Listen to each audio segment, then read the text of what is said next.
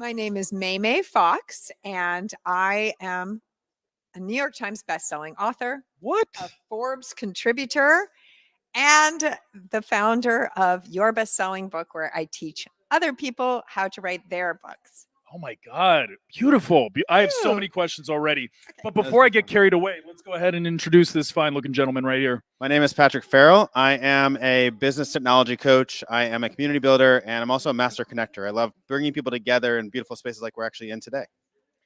Amazing. So again, so much to unwrap there, but we'll start here. So best-selling author, Forbes. Like for most of the audience that's going to be paying attention, these sound like things that it's like, how do you even start? Like where do you even go? So I would love to hear, like, where did that journey start for you? Was it an obstacle in your life? Was it an experience that you had? Did you go to an event like TEDx Boca and a transformation was started there? What was that for you? Great question. I started at the bottom and worked my way up. And I think that's a good message to give a lot of, especially the younger generation today, where it's like, oh, well, how do I get to the top? Well, I began with a little bit of luck. I had a friend who wanted to write a book. I was 25 years old. I didn't know what I wanted to do with my life. And he's like, hey, you like to write. Let's write a book together. Went to the bookstore, bought a book called How to Write a Book Proposal, wrote it, Yes. wrote an email to all my friends that, does anyone know anyone in publishing who can help? Sent it out. One friend of a friend was like, I'll take a look at it and give you some feedback. And then 2 weeks later, she said, we never do this. We're buying the book. And that was Penguin Putnam.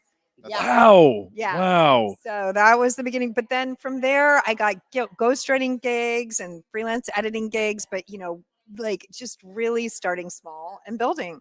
So I have to ask before we move to the gentleman.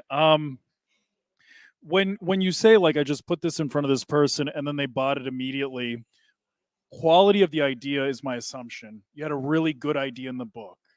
What do you think was the thing that got them, triggered them to say, no, we're buying this? Because I think that's the dream for all of us, right? But what do you think were the elements that made that happen? Twofold. One, excellent writing. We love confidence here. Leave humility out the door. We don't need that. No. And two is the topic was sexual fitness. And this is the time that Viagra was just coming out on the market. Good So time. the idea was an all natural alternative to Viagra, where it's all about health and wellness and supplements. And it's basically a health and wellness book, but with a sexy title. Okay, now I'm just kind of like curious. Let's be funny for a second. Was the book 1 page long and says quit porn, or am I completely off? Well, these were the days when you had to walk into a video store and rent a video in a little black bag. Or it was like, if you like put on like channel 24 at 2:00 in the morning, and if you like stare really hard, you might be able to see somebody's eye or something, but there wasn't much. It was a thing. It's good though. Yeah. So you, sir, you were talking about technology and a little bit of coaching. Yes. You don't hear that a lot. Tech coaches. Tech coaches. So I actually, by trade, I'm a software engineer from Virginia Tech. I have 2 degrees in electrical engineering from Virginia Tech. Okay. All right. But I'm a big advocate of, I believe everyone came into this world with a purpose. I believe they came in with a sole purpose that we're meant to follow. And to discover that and have a community around that idea, we need to actually be doing more of this. We need to be talking. We need to be showcasing our voice to the world. And obviously, we have a ton of technology right here, and using that to get our voice out through our websites, through Instagram, but in our personal brands. So how I do that is actually I built a community called Light Club. And we are a group of spiritual entrepreneurs, coaches, people that love to travel. And I help them build online businesses so they get the freedom to do more of things like we're doing today, which is to hang out and enjoy ourselves and connect with more awesome people and spread our message out to the world. And like, what a beautiful topic, because I mean, I think that we can both agree, all of us can agree that the way that technology is moving, it's becoming more and more impersonal. Now it's to the point where your own words can be typed out in 5 seconds and a beautiful prompt is knocked out. And it's scary. I can't get home anymore without like turning on my Google Maps and like, okay, how do I get home now? So with all that in mind, how are you bringing the authenticity to tech so that we don't create more of that gap in between? So I think that something important is to think, how do we use it? Everything is a tool. Mm. So is it a tool to suck you into your device, or is it a tool to get you in a room like this with awesome people? Wow. Right. Wow. So I personally love to bring people. I've gone on this thing called Nomad Cruise. We hang out with each other for 2 weeks on a cruise ship at sea. I love to do retreats in Bali. I have one coming up in Croatia. We're on a boat for 12 days on a boat with Croatia. And we like do this content, create, have fun, go to dinner, stuff like that. And just like in-person experiences. But can we use the tool to get more of our awareness out to the world? And then use that to get people in person. I'm also a big advocate like Tony Robbins. Like he uses it. He has this huge online event a couple times a year. Big sales funnel, provides a ton of value, provides a huge transformational experience for like 5 days for free. It's crazy, but reaches like 2 million people now through technology. Gives them that experience, still does the transformation for them, but then obviously it's a sales funnel, and then it gets people to go to UPW and the in-person events, and that's where those in-person events have changed my life. The people I've met at those events are literally some of my best friends now, and that's only one example of one of the things I've done. So that's and I think that you touched on something so important, which is life-changing moments. yes. I mean, I don't know about you guys, but that's what I live for. I live for those life-changing moments, and we can name them. Might be a handful that we get to experience in our lives, but that's what's really cool about this weekend. We only get a certain amount of handfuls of life-changing moments in our lives. Yes. But this Saturday, we're going to be hosting TEDx Boca. Cindy's rocking it over there. And you have an opportunity to have one of those life-changing moments for you. And that kind of stuff only happens when you're in the presence of greatness, like I am and like you will be on Saturday. So we hope that you come out for that.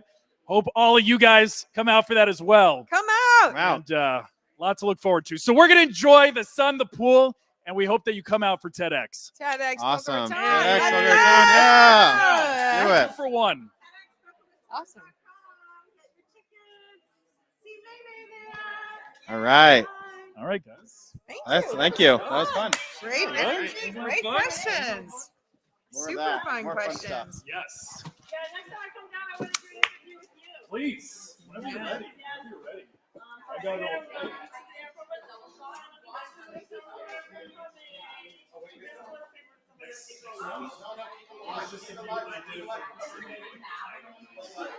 Okay, I'll jump back in.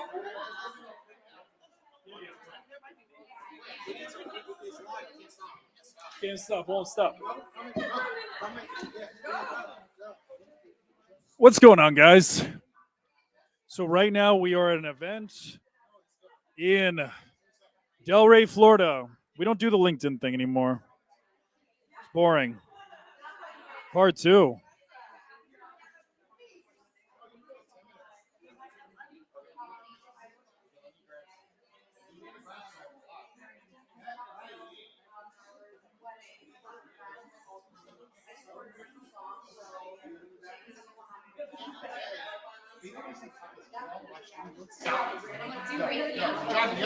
Here we go. Let's do it. Let's go. Full of energy. We got this. Hello, hello. Hold it. There we go. So we're back. Yes.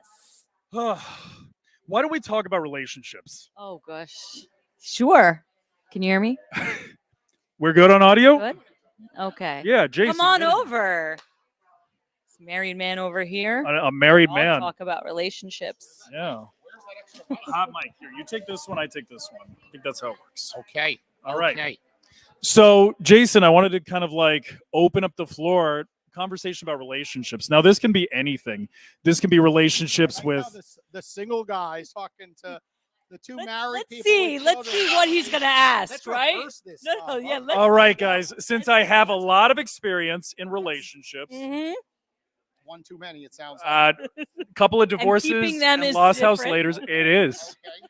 It is. It is. So the topic that I want to talk about, and I think that you could understand me with this, is the difference between, like, I think that people misunderstand love.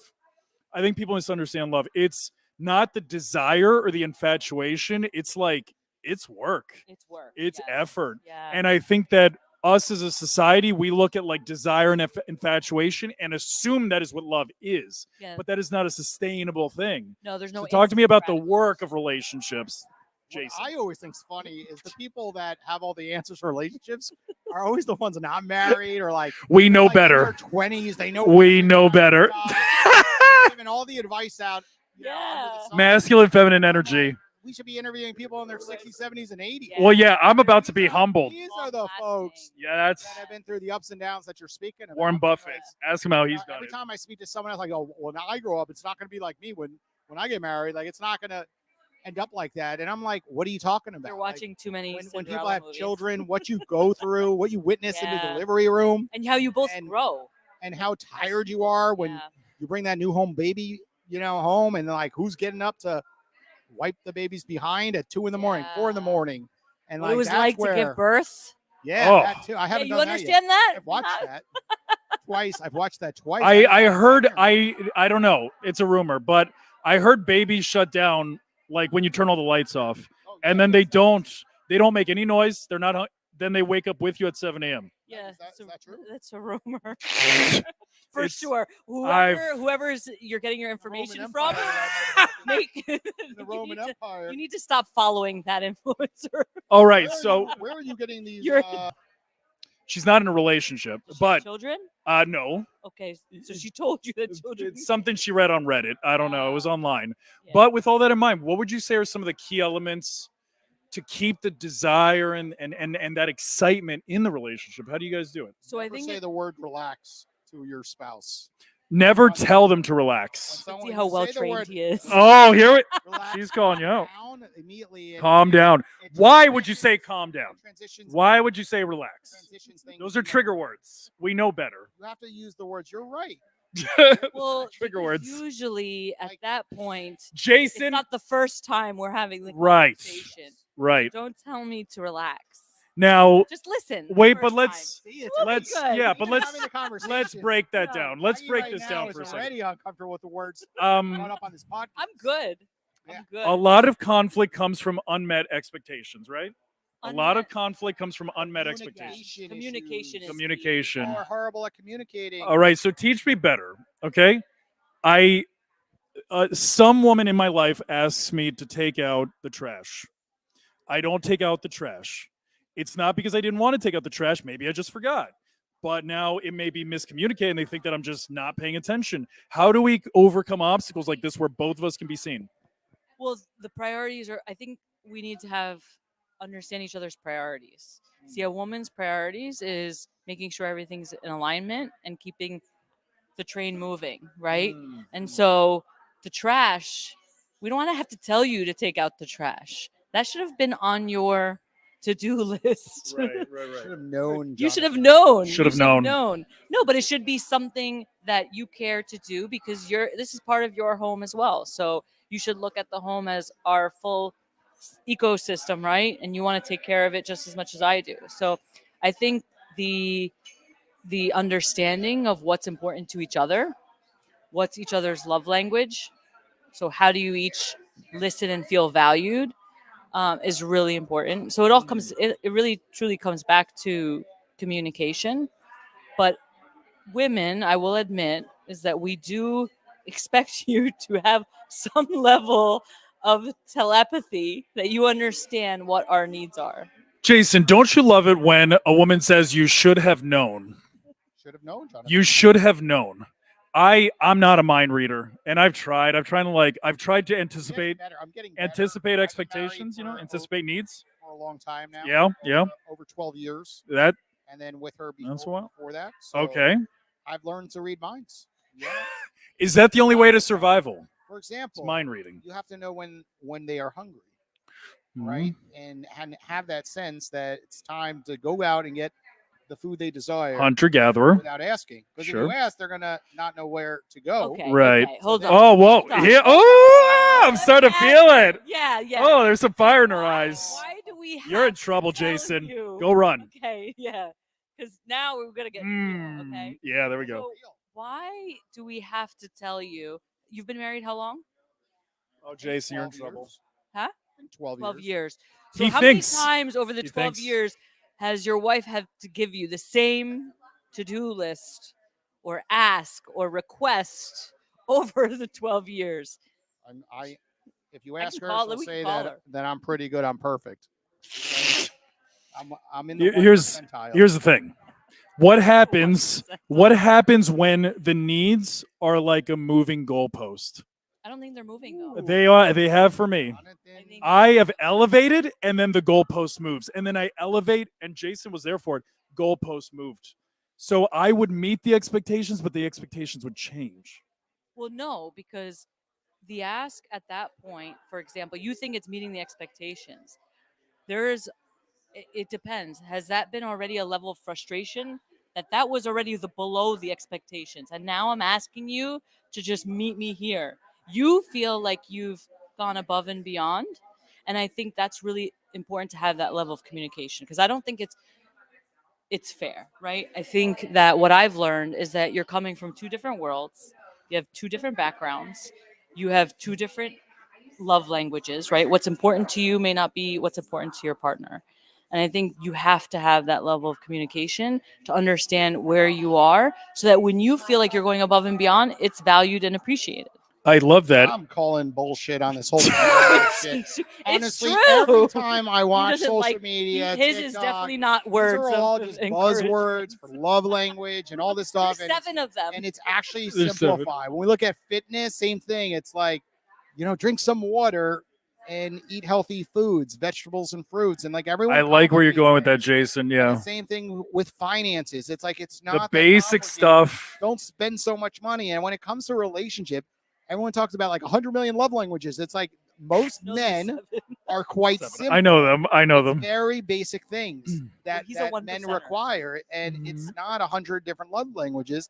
And for females, there's not a million love languages either. It's give them flowers on Mother's Day, their birthday, a handwritten card, put thought into it, Take and, out the and trash. communicate and be honest and call people back and just talk more frequently and spend time together and Jason, you're giving away the secret. How are any of us going to make One money thing, doing like, this? The internet has exposed all these buzz terms and complicated things, and life is not that hard.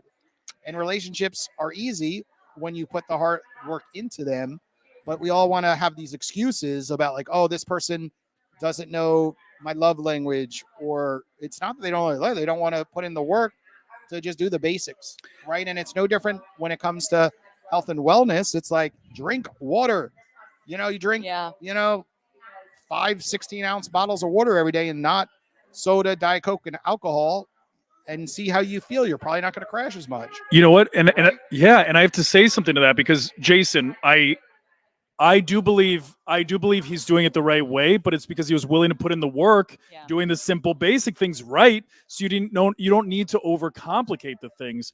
No. Yeah, I think for me, why I like the love languages and stuff is number one, I find that today it's a lot harder to get deep with somebody without having these frameworks and things to help explain and understand how I feel about myself and how I like receiving love, because we have to shortcut the process now. But don't you think Yeah. us men have I'll give you an similarities? example. I'll give you an It's example. not like we are quite similar, you and I. Like, Yeah. we might like different things, like, Right. from a female, but at the end of the day, we want loyalty, we want trust, Respect. we want passion, right? We want to walk in the door and hang out, eat some food, and and Be have excited for passion together, life, go yeah. on trips together. But it's Yeah.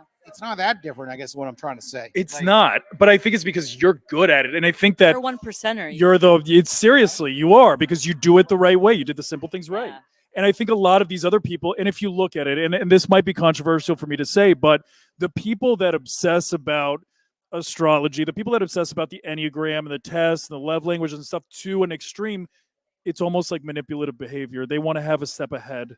They want to have a strategy instead of just letting things fall into place so it's organically. like the placebo effect Uh, when it comes to medicine. it's very, I think it's very Almost like similar put it out there and because then you believe can't it. force somebody to fall in love with you. That's not how it works. And love is not all roses. Love is like, is it something that you're worth putting in the work? It's the call at Worth 3. putting in the work every day, because you're gonna have, at the end of the day, you are two people, and you're gonna have different growth tracks, right? Different visions, aspirations individually and then together, right? And so it's got to be, am I willing to put in the work every day? And sometimes it isn't just like the flowers, the cars. Sometimes a woman just wants you to listen, wants to have a conversation. The greatest love that I ever felt was 2:30 in the morning. I was in the middle of the state of Florida and my car broke down. And somebody came in the middle of the night, drove for 2 hours, picked me up, and took me out of that situation. That is the greatest love I've ever felt. And it is through a struggle. It is through a complicated situation. It wasn't roses that I got presented from somebody or like a kiss on the forehead. It was me in the shit. You were going to say when Tom walked into the Owl Podcast studio, when you were going 25 hours straight. Oh, that was you're all by yourself in the middle of the night. Yeah. Zooming with someone. I saw life between my eyes. And then Tom walked in, and you're like, "Thank you, I'm not alone." Hallelujah. I'm not alone on this 25-hour podcast powered by. You know what he doesn't? You know what he doesn't include? Tom was on drugs. I didn't know him a lot, and he's very unpredictable in his nature. So scary. You're like, I was scared. It was perfect because he entered and I left, and I'm like, "See ya." So this is the opposite of what love looks like. Yeah, He left me there. 3 a.m. to 5 a.m. in the He's a morning. one percenter in all aspects. When a hero comes along and abandons you with a crazy person at 3 a.m. Jonathan went 25 hours straight on a podcast powered by Celsius Beverage. Wow. How many did we He drink? interviewed 22 different entrepreneurs in that period and did over 50 calls on Owl in between. And there was only the small gap between like 3 and 5 a.m. where there wasn't an entrepreneur to interview. And then somehow Tom walked into the room and kept him company. Yeah. He was all alone. Tom. You know what? What's the quote? Like sometimes you can be in a partnership or relationship with somebody and feel even more alone. That was one of those moments that I felt even more alone. I was like, Jason, I really hope you're coming back in 2 hours and that coffee doesn't hold you up. But back to the relationships thing. Relationships kind of comes back to business. It's not sometimes what you pay people. It's those thank yous. It's those good mornings. The words, handwritten notes. Kind words. It's not always, kind words. Like people think that, you know, it's the money aspect of No, like buying the it's Range Rover, being buying the valued. vacation, buying the big wedding ring. But often it's those gestures that you're showing that you care. And it relates back to business.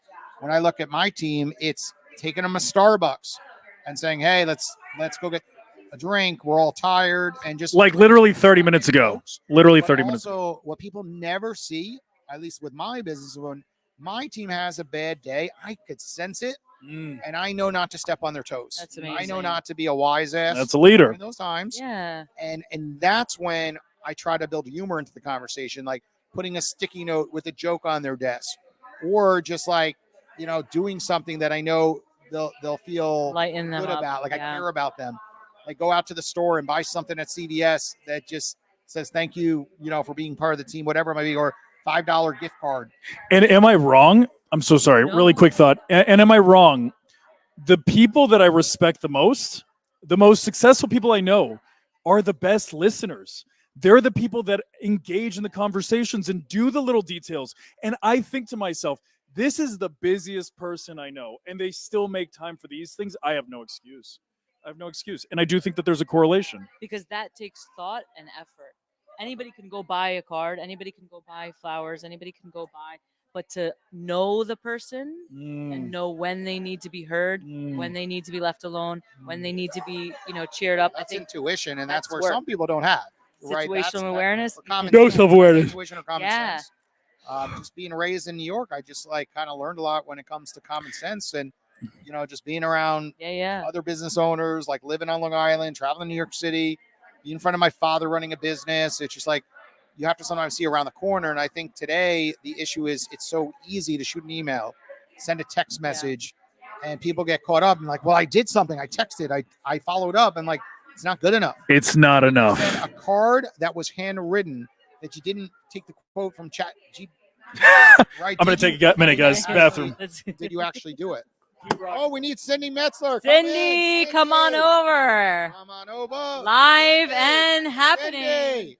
Cindy. Vanessa, come on in. Are you all ready for TEDx Boca Raton on Saturday? Boca Raton, Saturday. Saturday. What we time? have a TEDx speaker right here on the show. You Yes, were TEDx. you were part of I TEDx did Del Rey. TEDx Del Oh, Rey. we have Cindy You Metzler have to herself come coming on in. and Look at this Cindy. lounge area. I love it. Well, Cindy, Look at the backdrop. you get to relax a little Seriously. bit. Seriously. so wait a second. So we strategically had Yes. a conversation about relationships. Two men picked this fine location. The Roman Empire Right? over here. That's right. Let's I love how you're sitting below. I You know. know, I seriously went. Seriously, when you were talking, I kept zooming into you because I was like, "This is too weird." this right? is just great backdrop.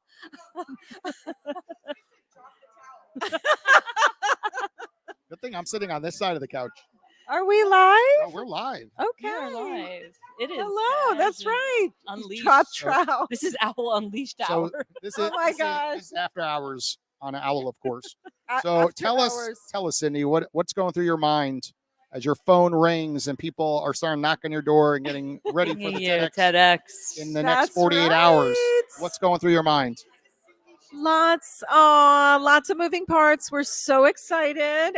May 11th, right? Saturday is the big day. We've got such an incredible lineup. And this woman right here did her own TED Talk, so she knows what it's like coming up to the last minute to the stage. And we have Angela Hunt. Tell us about Angela, Maggie. You are the conduit for Angela getting on the stage Aw. at TEDx Boca Raton, although Angie is amazing and could be on any stage. So tell us a little bit about that. Yeah, so y'all are getting a treat at TEDx Boca Raton.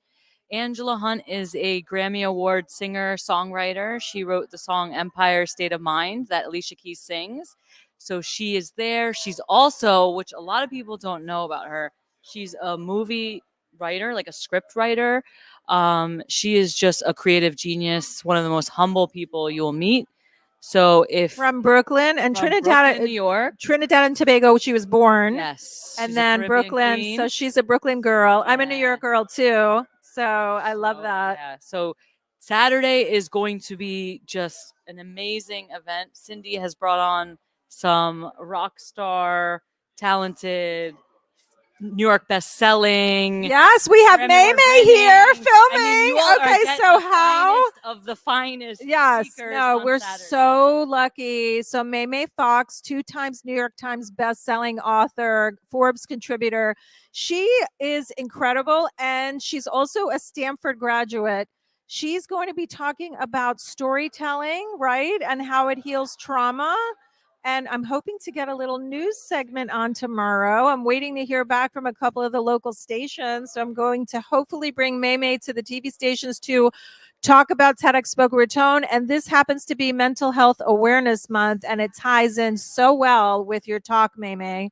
It's incredible. Yeah. And as a mother, I think this is a great Mother's Day gift. So bring your mamas over to this Saturday to Oh, that's network right. with such amazing Yes, women. and Owl has been a partner. Well, actually, Shrimp Tank, Owl, and Jason right here has been a partner. Triple play over here. That's right? right. Yeah. Since the About 5 beginning. years, right? Since We the got 5 beginning. months, yes. Yeah, it's incredible. And the TEDx Salon, so 8 times. This is our 8th event. So very, very exciting. And there was something else I wanted to mention about TEDx that's really, really Yeah, why did you start TEDx? Yes. So I love basically amplifying voices, I think, that need to be heard. And TED is a global platform. So one of the things that brings me joy, and we talked about this a little bit earlier, is for example, last year, Dr. Margaret Rutherford, she got on our TED stage. Her talk has gone viral. I know for a fact her talk is literally creating a ripple effect, saving lives out there because people hear her story and her idea where it's spreading, and it is changing people's lives. And that's the beauty of TED. And I just can't wait to hear May's talk because I know it's going to be a similar effect, like creating that ripple, really touching so many different people.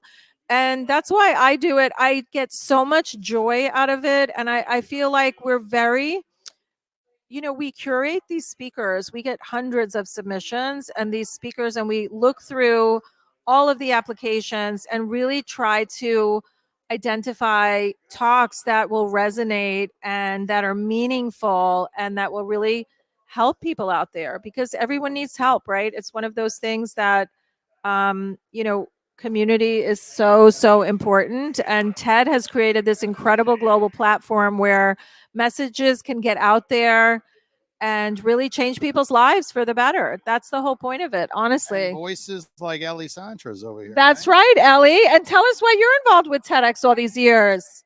That's a good question. Ellie, grab the mic and we're going to talk about it right now. So, Yeah. you know, we've been a partner each and every year. It was actually because of Cindy, we created the interactive podcast with the Shrimp Tank. So we started with podcasting with FAU and interviewing all these business owners. And Cindy's like, why don't you bring the studio out to TEDx one year? And it was just so cool. We brought it out just like we're doing right here. And we put an outbound speaker out, and everybody walking around during the beginning of TEDx would just get to listen to some of the TEDx speakers, you know, just naturally like we're doing now, not on stage, no pre-scripted questions. And it was raw. And then people were just excited. You saw everyone with their iPhones out, capturing video. And then ever since that, we've just improved year after year. And we are just making such major impact because other people that don't get to come on a podcast get that experience. They get to sit in a booth just like this and pretty much just Well, you know, not share their just story. like Yeah, this. no, it's a little different. It's a little bit We're different. not in a mansion. It's a branded, But we branded do a little the red differently. carpet, and we have, you know, the owl logo, whatever event we're at. But I feel like it really is. It's becoming our thing, thanks to Yes. Cindy, and like Yes. it's becoming now. People are going to events, seeing our booth, and it's becoming like the highlight of the booth because everybody has a story. Everybody wants to talk about what they do, and some people have never been on a podcast before. And we've had so many people. This is what I'm manifesting right now, and I've always wanted to. This is my first podcast, and I'm so excited. And not only that, we then give them footage that they can take with them from the event, go home. We're creating this like new business on the go, almost at events. Like a pop-up podcast. Yeah, pop up, and then they can use our app, which I don't know if people obviously I don't know where we're streaming right now, if it's on Owl. It's on Owl. Owl. But yeah, then they can use Owl to then connect with each other after the event. So Experts. yeah, so Amazing. basically for those of you guys, I feel like you should this is the founder, he should explain what it is. I can explain it, but You're really You're great the- at that. You're the marketing though. director over here. I guess so. Okay, so Very simple. You want to get in touch with Cindy after TEDx, she's on Owl. And very simply, she will make herself available and you get access to call her at a set rate.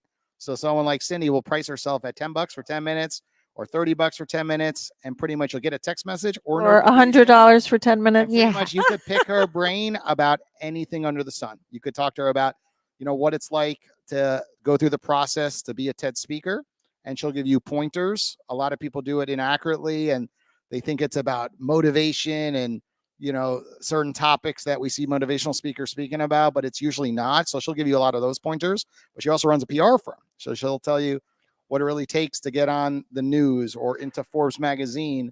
And the beauty of Owl is it gets you in touch with hard to reach professionals, and it keeps it very professional because we're not sharing your cell phone number. It's Lots all of in our phone. podcasters on there too. Tons of podcasters. yeah, tons of podcasters, and it's not just for getting advice.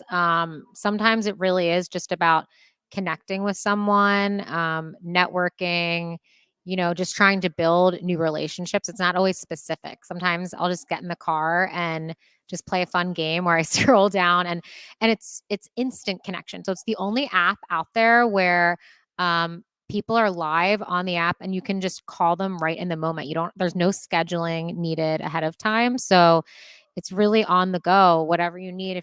If you're like, I'm bored, what should I do? I want to network with someone. Click call and they're right there on the other end. So Yeah, and it's also like what I think is beautiful about it. There's so many coaches out there now, like coaches of all different kinds, shapes, and sizes, like whether it's nutrition, wellness, health, mindset. It's an opportunity for them to monetize because a lot of people getting into the coaching business, because I know we get tons of applications for TEDx that are coaches, right?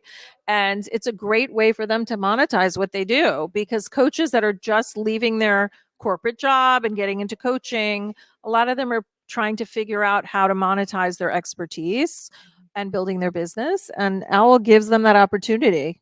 it is Owl app. But it's spelled OWWLL app. Yeah, it really is a lead generator. But it's also a chance for people to Community. just community and to get a taste. So how many times have you been like, oh, I might want to try this coach or talk to this person, but like I don't know. It's like a trial run almost. You can talk to someone for 10 minutes and get a sense if you vibe with them, if you like their energy. Even for you, like if you were trying to pick speakers for TEDx, like for you to be able to just get on Owl, talk to people, you can feel like who's legit, who you're vibing with just in this short conversation.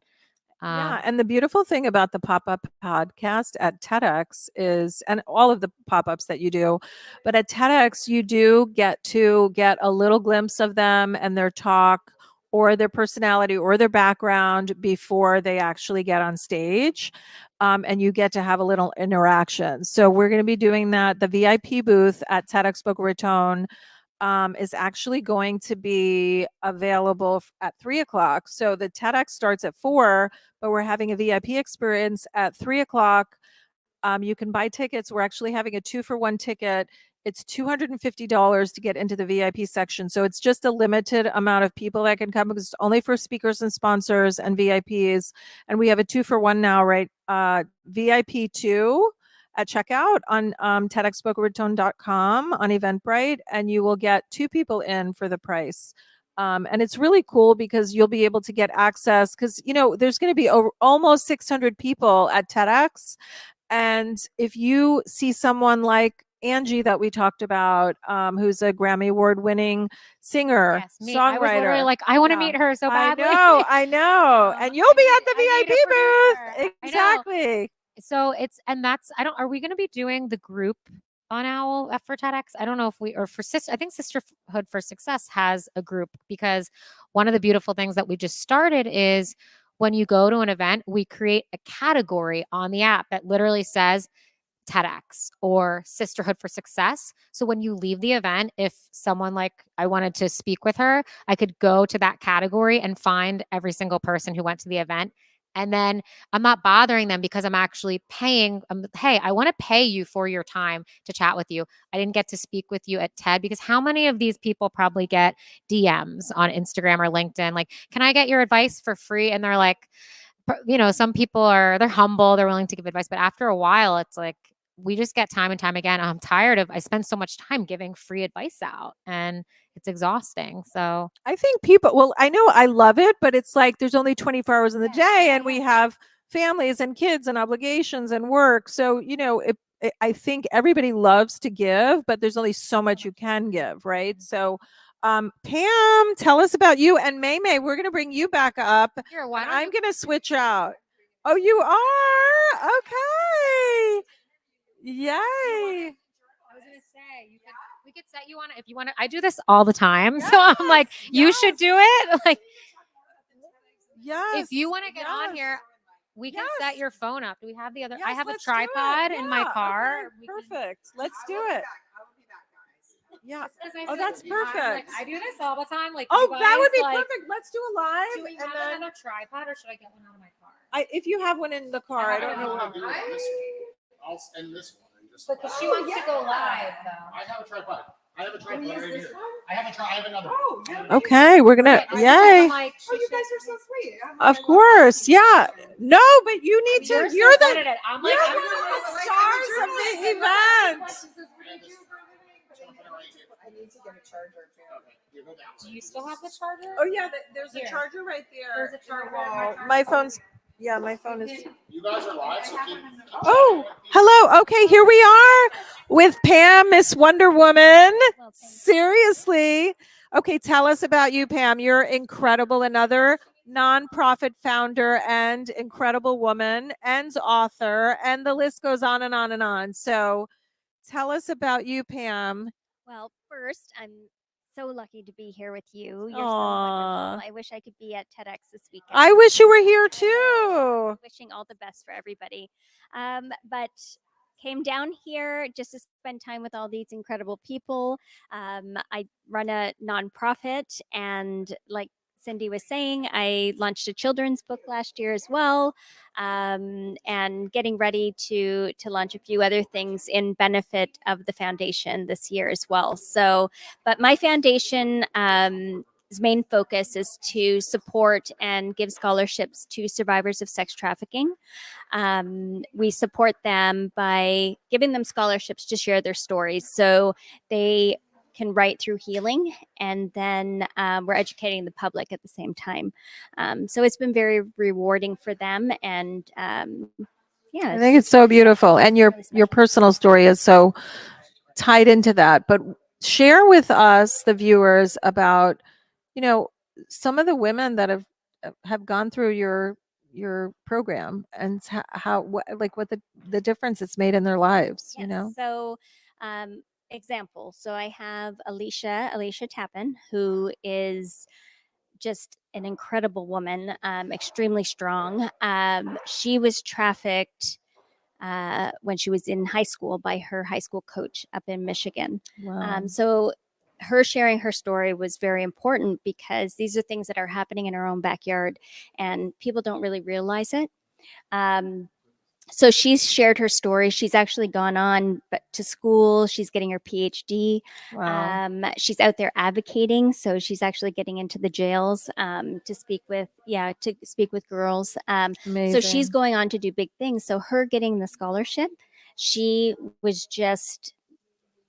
It came at a time when she couldn't have asked for more. So Yes. this is going to enable her to now advocate further, get on stages, and really make a bigger difference in the world. Because a lot of creating the girls, that ripple effect we were talking about. it's a ripple effect. Yeah. So it's pretty special. It's pretty special. No, and people need to know because it's something that I don't know if you have any statistics, but it's something that is so prevalent. And it's like, I know in Florida, for example, this is a crazy statistic that I learned.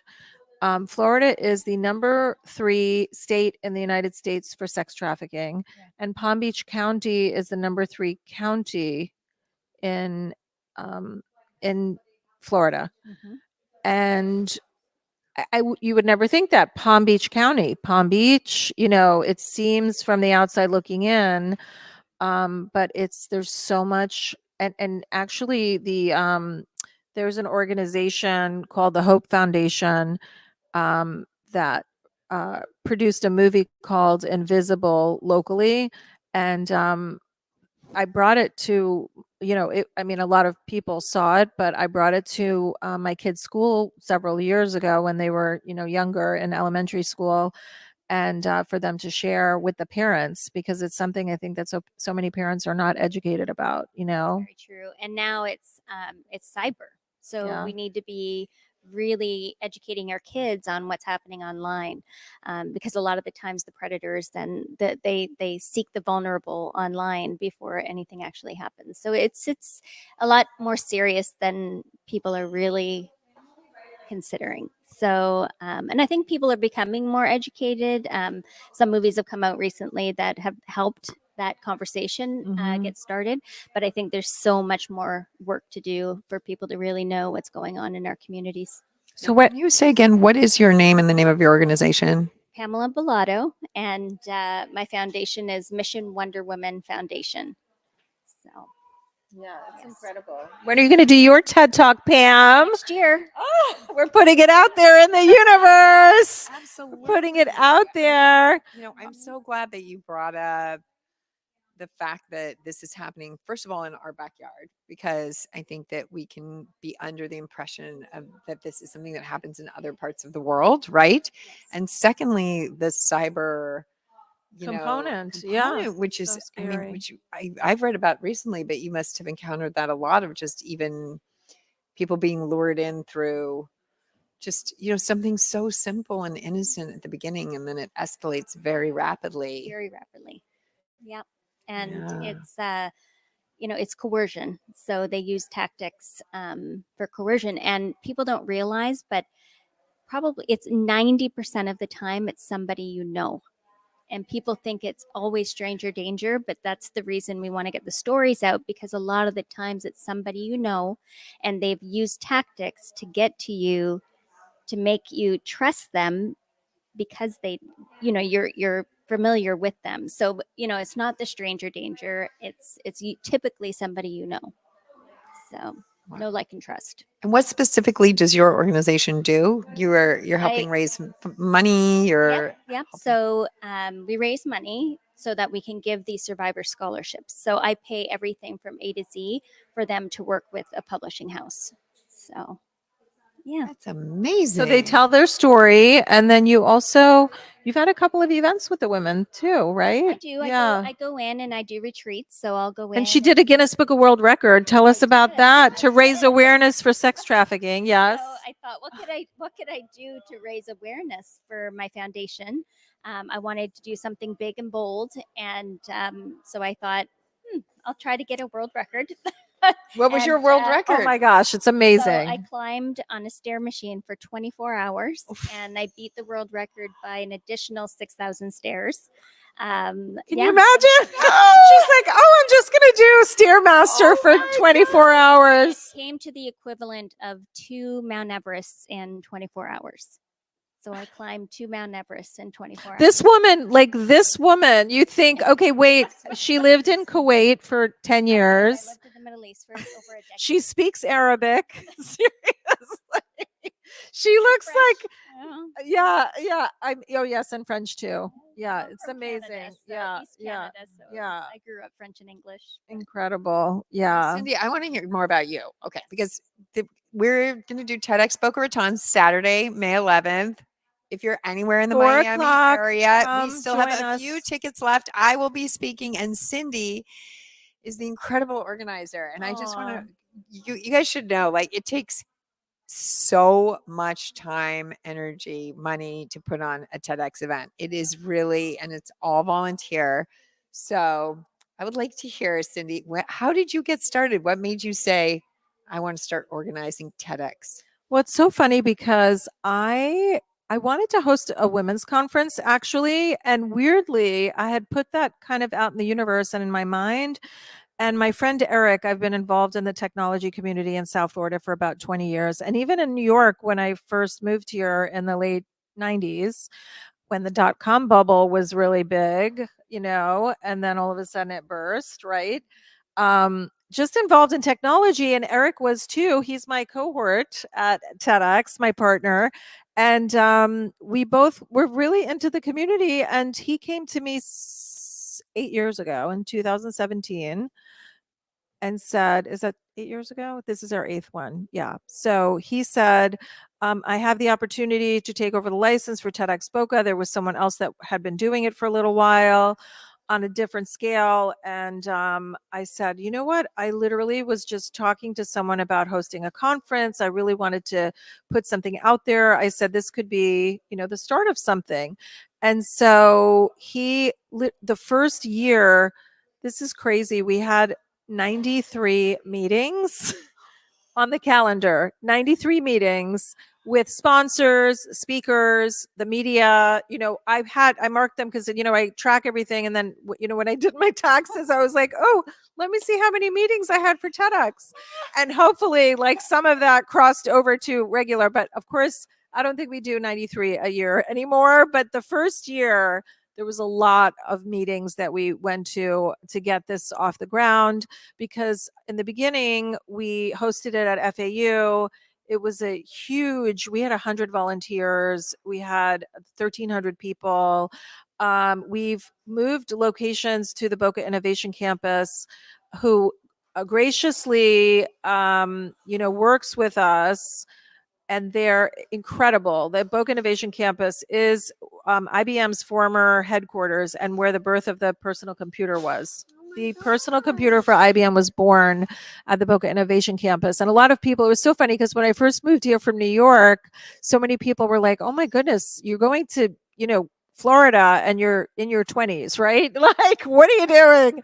And I said, this is, I said, oh, a little thing called the personal computer was born in Boca Raton, because in the beginning I did have, like, in the late 90s, I had a lot of tech clients that were kind of spin-offs from IBM, because that there's a little cluster there of a lot of entrepreneurs that left IBM and started like speech recognition companies or voice over IP. So when Eric approached me, and he has an incredible background. He, you know, has an MBA from MIT, and he's an engineer 2 times over at FAU.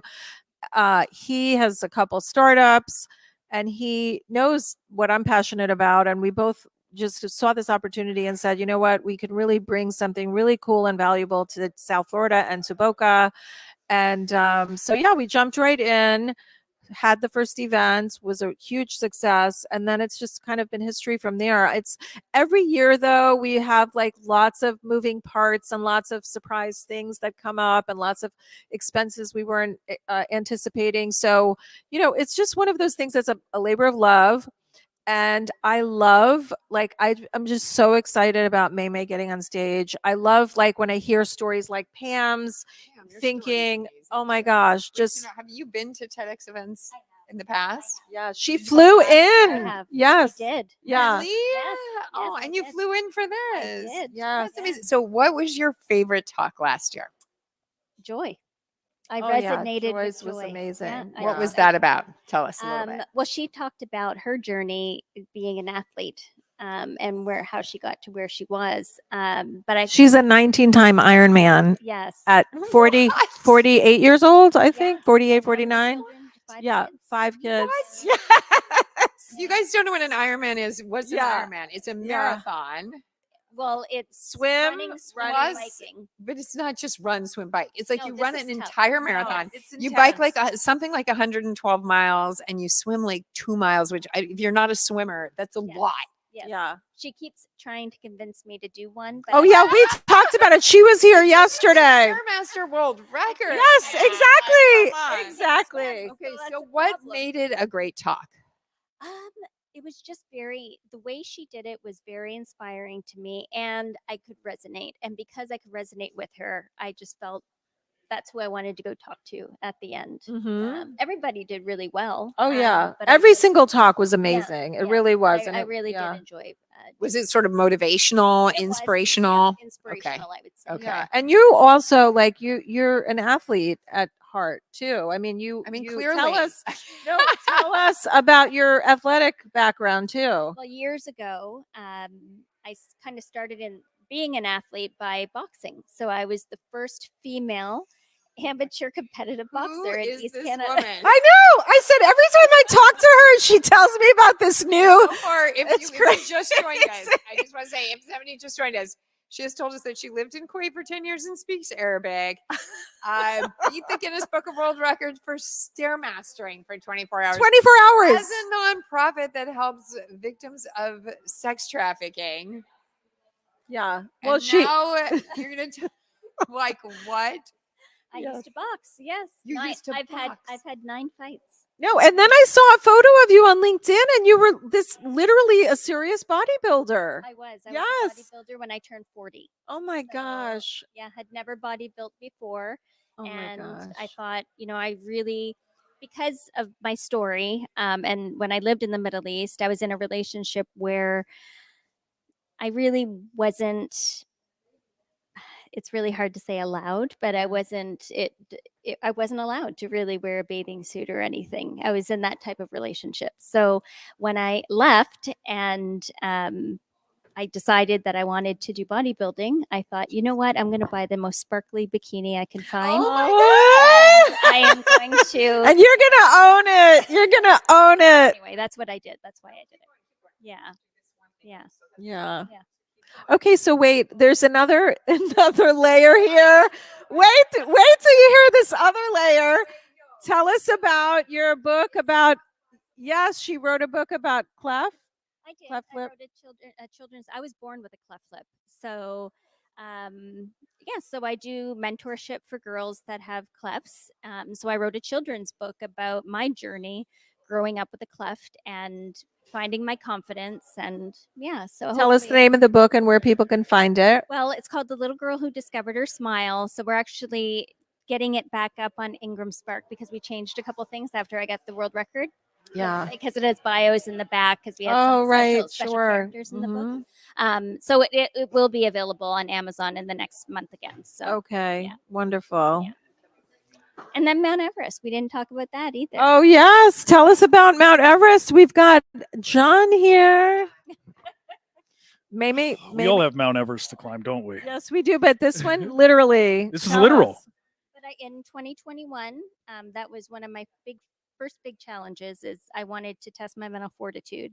So never climbed a mountain before, never hiked, never did anything. So I just went home one day and I told my husband that I wanted to climb a mountain. So I thought, why not start with going to Mount Everest in Nepal? So as soon as the mountain opened, we were one of the first groups that got back on the mountain after COVID. How important do you think it is to have those crazy audacious goals? Very important. Tell me about that. Yeah.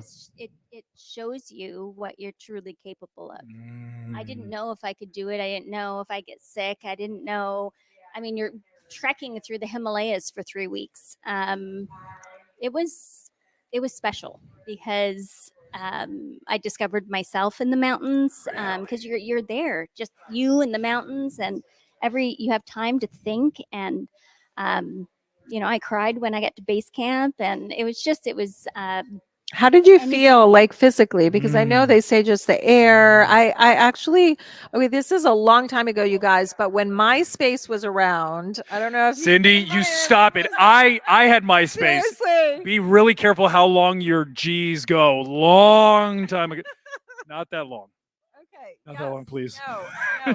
So I had a client who climbed Mount Everest, and a local Fortune 500 company chronicled the whole entire experience. He was a fireman, and he worked for the company, and we chronicled it on MySpace. So it was a really, really Can we touch on that? Like, that is super innovative. I didn't even know that was a thing. You've been using social media in that way since MySpace days. Can you bring us into that a little bit? How is it Well, different?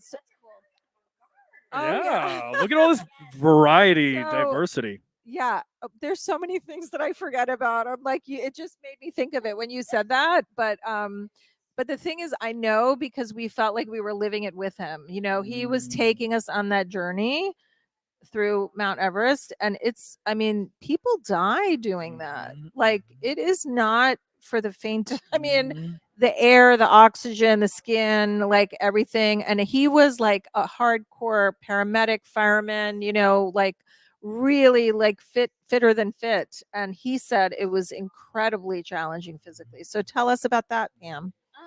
I actually felt really great up until probably the Wow, the- she just Somebody's did 24 masochistic. hours on the it was when we were actually descending that I felt my feet starting to hurt. I lost a couple toenails. Oh my gosh.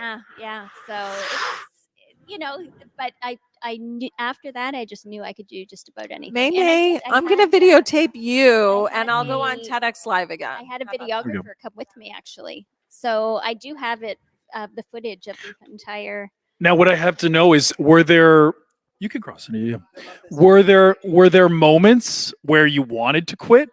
Oh yeah. Were there moments where you were like, you know what, maybe this isn't for me? And then maybe talk us through what helped you kind of like overcome that, and then say, you know what, no, I'm gonna dig my I'm gonna dig in, and I'm gonna overcome this. Yeah. What was that moment for you? I remember there was one night we reached one of the huts and tea huts, and we were sleeping. So you only get like this tiny wood bed with a very thin mat. It wasn't even a mattress to call it, but it was so cold, and I had 2 pairs of gloves on, 2, 3 pairs of socks on, 2 hats, and I couldn't get warm, and I was missing my kids and my husband, and I just felt alone, and I was in the room just shivering, and I got under the thing, and I turned my phone on, and it reminded me of Blair Witch Project when you're in the. So I heard they're doing a reboot of, by the way. Are they? Are they?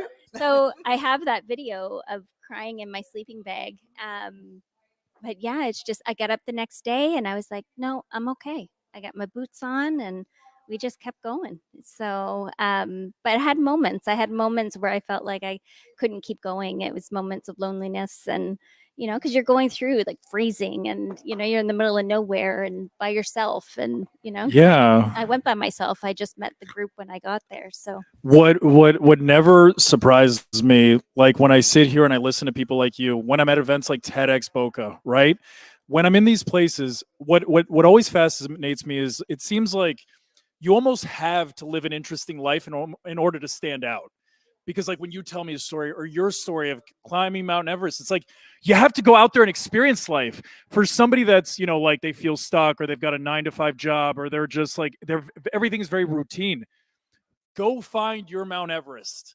Go find that thing that is going to make you feel alive. You want to feel alive? Go do something that'll make you feel alive. I totally agree. I also think like what I love about events like TEDx Boca, and I loved what Patrick, who was here earlier, was saying, is it's also about when you surround yourself with people, like if, when I meet you, Cindy, Pam, like it motivates you, it inspires you, it uplifts you. And so surround yourself with people who have that kind of energy.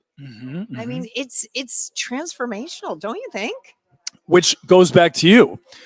You didn't have your husband there. I didn't know that. You didn't have your kids there. I didn't know that. Or you didn't even go with a group of like, I was like, you must have been with a group of friends or something. I had just met them when I got there.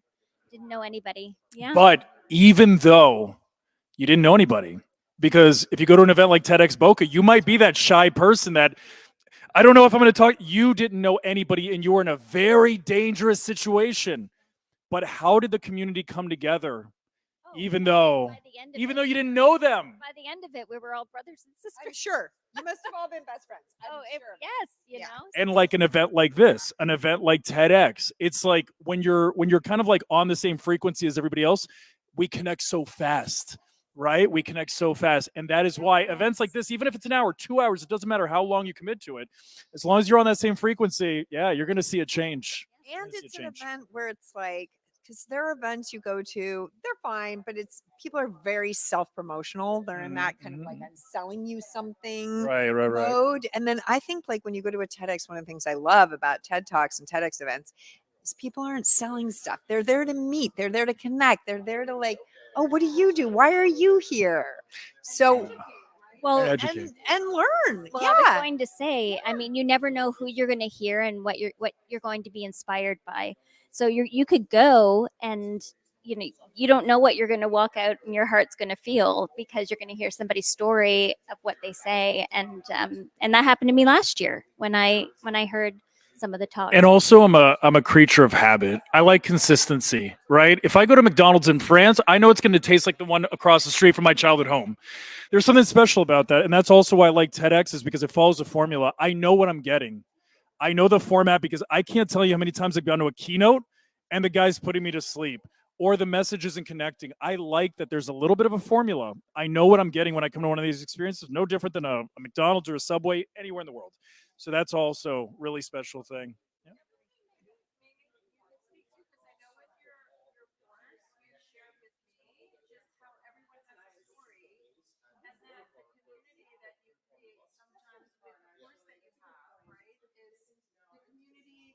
Sharing their stories, and people have imposter syndrome, so you don't have to be a real Mount Everest climber. No. You don't have to be a New York Times bestselling author 2 times over and a Stanford graduate to do a TED Talk or to have an important story to be told, right? Absolutely. I mean, that is part of my talk on Saturday. Since my talk is the story cure, how storytelling can heal our hearts and our world. And one of the messages is, little spoiler here. We're getting exclusives right now, guys. Exclusives. Yeah. Teaser. Bring it. Everyone has a story. Mm. It's exactly what you said, Cindy. So you could think like, I didn't climb Mount Everest. I don't host a podcast. I don't organize a TEDx. Have you had a child? Have you survived cancer? Have you Betrayal, with someone, self-sabotage, have imposter you overcome an syndrome. addiction? Do you have imposter syndrome? Right? Everyone. And as a parent, this was just like, I mean, a pet.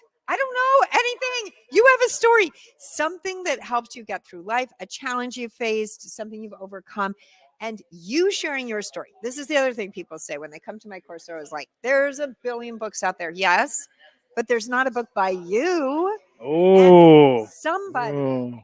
out there, like Cindy, in my case, read my Forbes article and was like, maybe she needed to hear it from me, not because I'm like some divine messenger. You know what I'm saying? Absolutely. Like, sometimes it's like you could hear it a million times. You can like read it in spiritual books, but I needed to hear it from you, Pam. Like I needed to hear from you. Get yourself out of this difficult situation, or whatever it is. Right. Absolutely. There you go. I There's a agree. little spoiler. I agree. Yeah. And I remember my mentor shared it. He said something along the lines like the things that we consider the most personal are actually the most general, and that's really when I heard that it clicked. I was like, because I always had a resistance sharing on social media.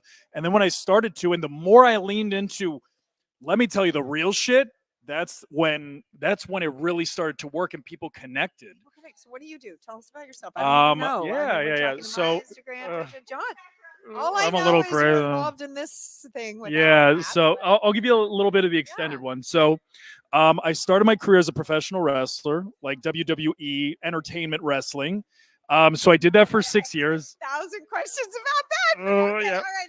So I did that for 6 years. I got fired, and then I became a forensic accountant. That's what Dad did. So it could not be further. Forensic accountant. It's an accountant that focuses on investigations and auditing.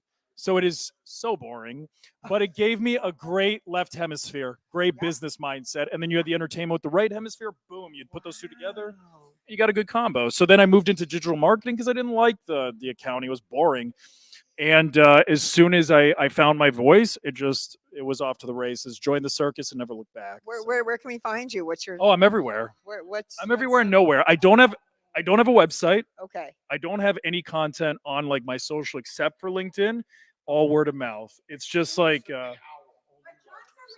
I do have the experience on LinkedIn. Well, tell us where we can find you on LinkedIn. On LinkedIn, you can search my name, the most marketing man in the world, Jonathan Palmer.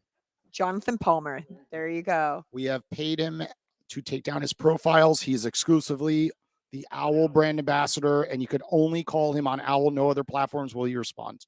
Crazy story about Owl. How I got connected with Owl. Let's hear that. Back in 2018, there was an owl that's like sat on my perch, and we're in the middle of Florida. It's November. It's cooling down, but there's no owls in Miami, like hanging out at condos, like on the 18th floor.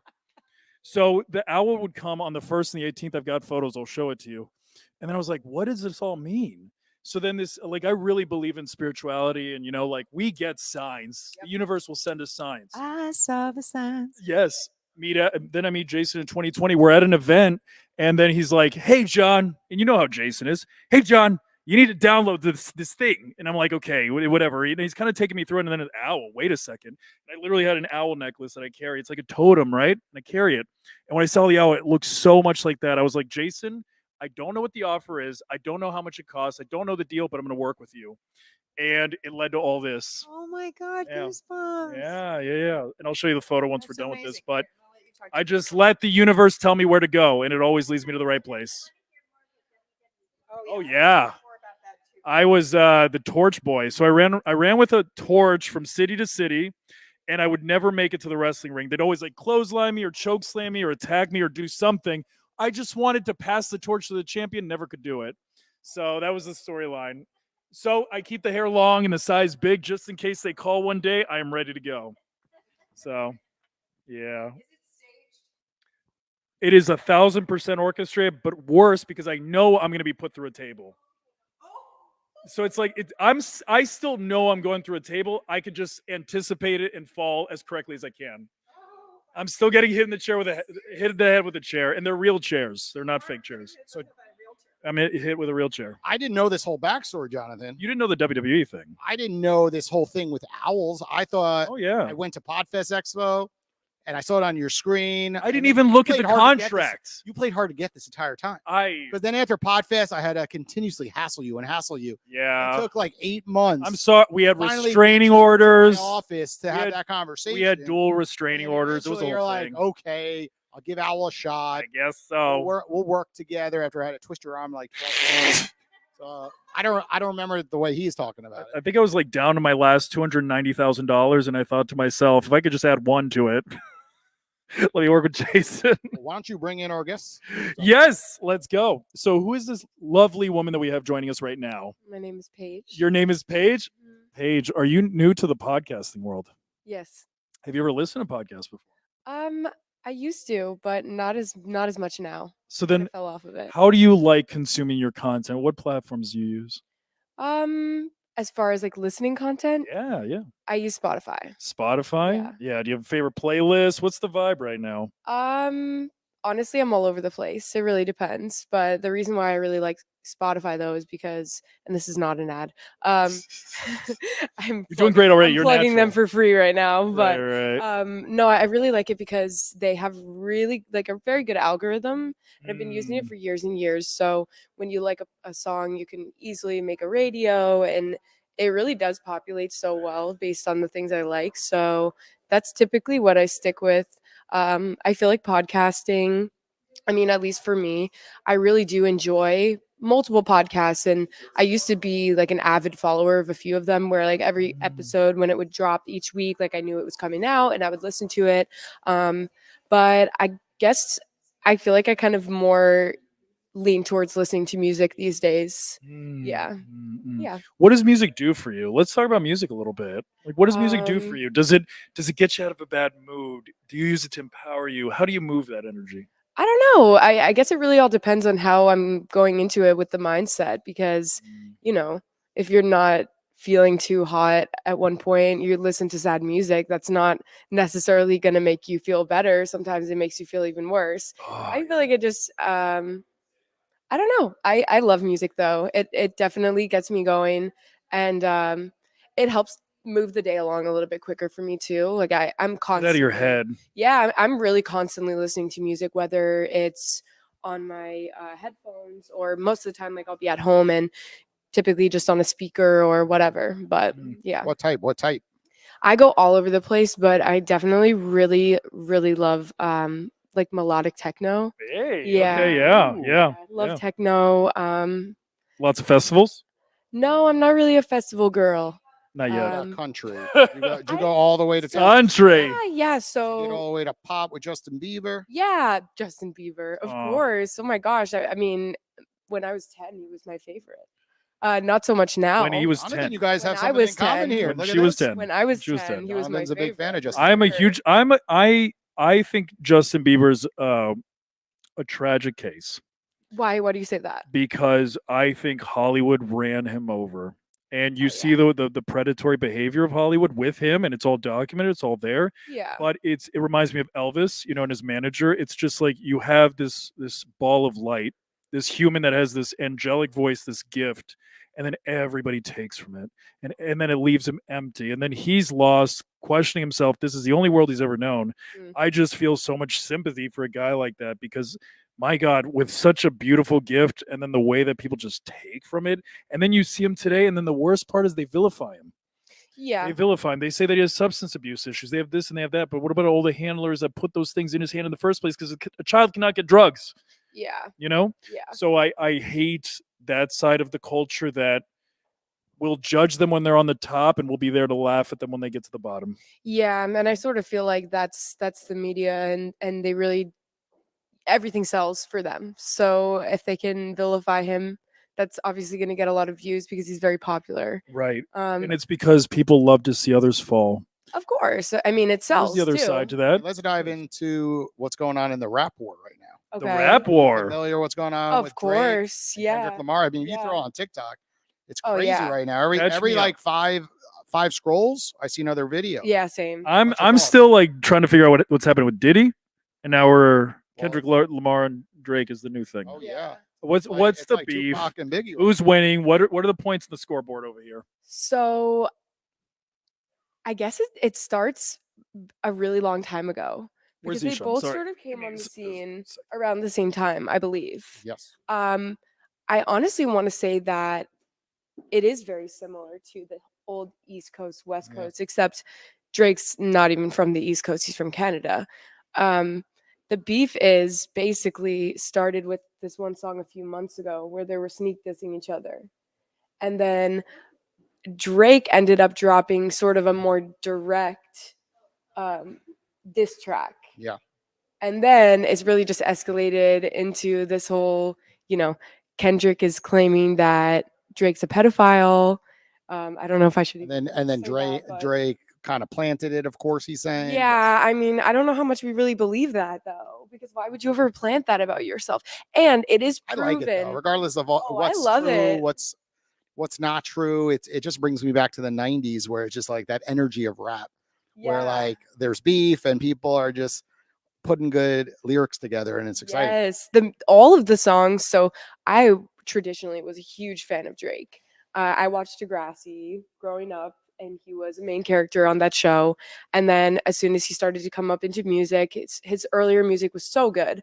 Now I feel like he's definitely, a big part of the industry. As far as a lot of his songs aren't necessarily coming from an authentic place anymore, I don't think. But Kendrick has never been that way. Like, he is extremely authentic, I think. Like, he's about that life. You know Yeah. what I mean? And it is proven though. There is one member of Drake's posse, OVO. I want to say his name is 40. And I'm sorry, it's Baca. And it is proven he has been charged with um, predatory behavior towards a minor. And there's multiple people in his crew. Not that that has anything You to really do know with about his this whole own- situation. I do, I Wow. do. Yeah, no, I'm very into it. I know like the surface level stuff. Yeah. I just started seeing it on TikTok. Right. I'm a Spotify typical Yeah. person. I listen to songs on Yeah. Drake's album, Kendrick Lamar, and Yeah. a lot of rappers, but I don't Like get that. any of the songs I've heard. I'm one of those people like yourself. I could go all the way from Taylor Swift, Justin Bieber, Yeah. going to Justin Timberlake this summer, in Miami to watch his concert. Mhm. I like the Goo Goo Dolls. Okay. I like Metallica. Like, I'm all over the map. I'm weird.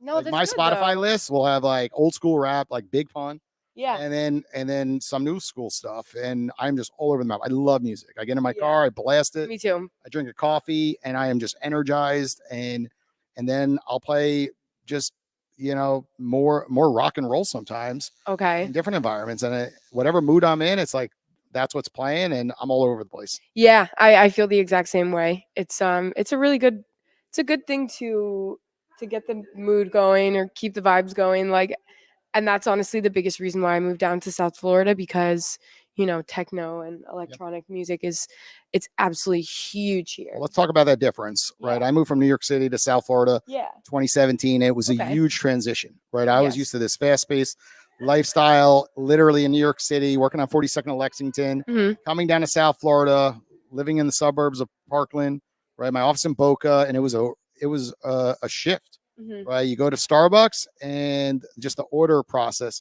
people in front of you going Yes. slower. Yes. And not every Starbucks, certain ones were quick, Yeah. right? But sometimes you go to a restaurant and you're like, what are they doing? Like, Yeah. how are they not coming back to me to ask me what I would like? Mhm. And certain food selections down here. And, a lot of people struggle when they get down here because they're used to that fast pace. So tell us what your shift's been like.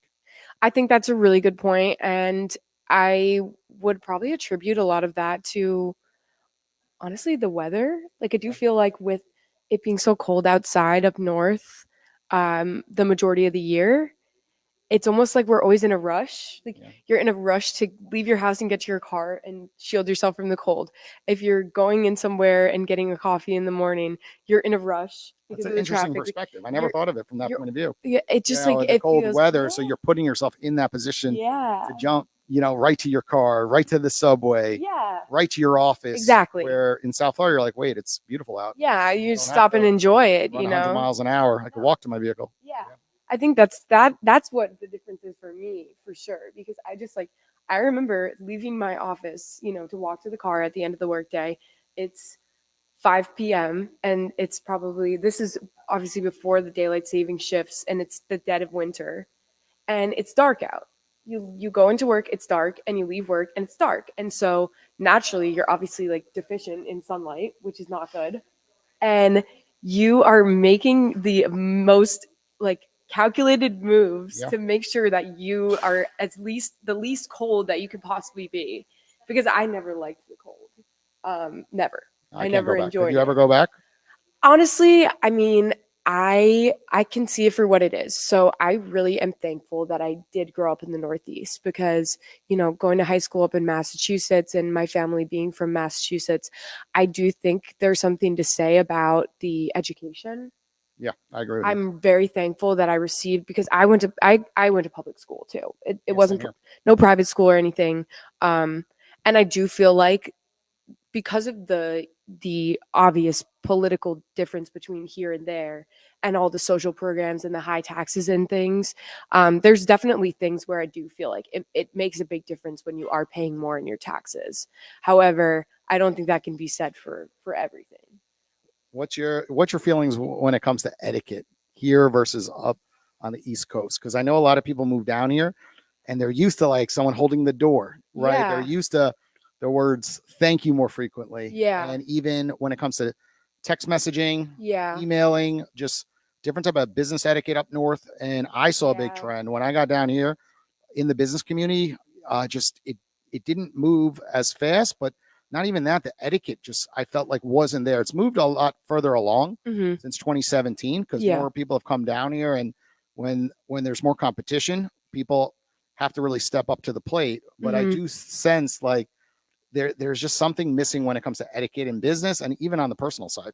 So I guess I can't really speak for that because I do live in Miami, which I definitely feel like it's very transient. Yeah. I don't meet a ton of people that are born and bred in Florida. A lot of the people that I've come into contact with throughout my time here have been just like me, from up north, moving down to enjoy the weather. I also kept my job from up north. So I You're don't, still in the same North but I environment, by the have, way. obviously in the interview process, like I'm always really looking, no matter how happy I am at my current job, I'm always keeping an eye open, which I think everyone should do that. Because you never know if something better is around the corner and you won't know until you look. Absolutely. It's always good for me to keep interviewing too because it removes the shock value when you go in for an interview. Like you're like, oh, I've done this, I did this 2 weeks ago, even if it was a job that I never even would have taken if they offered it to me, but I would still, use it for the interview. What And is I've unique is noticed, everyone's moving down here, Yeah. corporate wise. Yeah. Amazon, all these investment banks, VC Definitely. funds, angel investment fund, like everyone's putting, office locations in Miami, Fort Lauderdale, West Palm Beach. Yeah. So it's an exciting time down here. Yeah, it has been great so far. I definitely have noticed like it is extremely uh in the development phase, I guess, especially in Brickell where I live. There's always new things popping up. Citadel is building a headquarters actually right next to my apartment building, which is very interesting. I'm not sure how that's going to go as far as rent. I'm sure in the area it's going to be even more, You can't cover rent? Well, Jonathan, take us home. Our final 2 minutes. Land the plane. Our final 2 minutes of this show. Yeah. Our day at this mansion. Tell our audience what they want to hear. This is what you want to hear. If you want to stand out, if you want to create an audience, if you want to build awareness around yourself or anything, there's a couple of elements that you really need to consider. Number one, I call it eye bugs. Easiest thing to remember. You need to live an interesting life.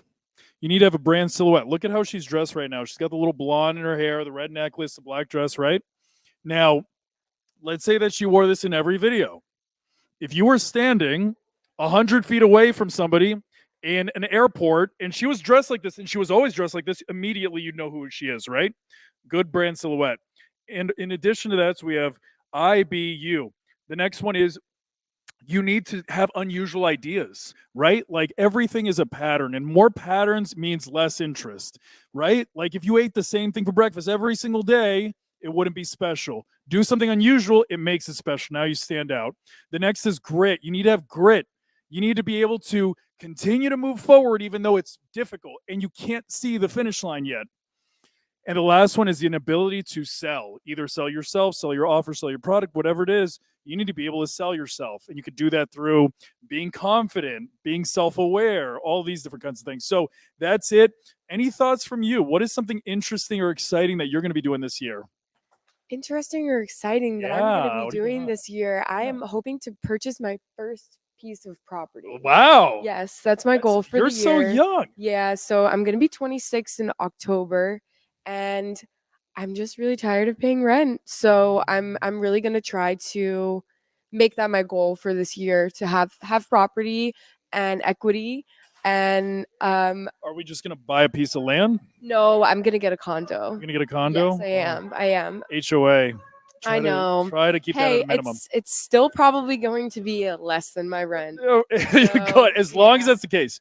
Yeah. Also, special assessments. I can't tell you how many of those I've had. Yeah. It's the thing that they toss on top of the HOA, like, oh, we need to build a new roof. Of course. A So parking something garage, that I stuff like recommend that. if you're looking at a place, check what the last time they got their roof done, Yeah. because there's a 40-year contingency plan that they have. You don't want to be close to that 40. Yeah. So there you Absolutely go. not. No.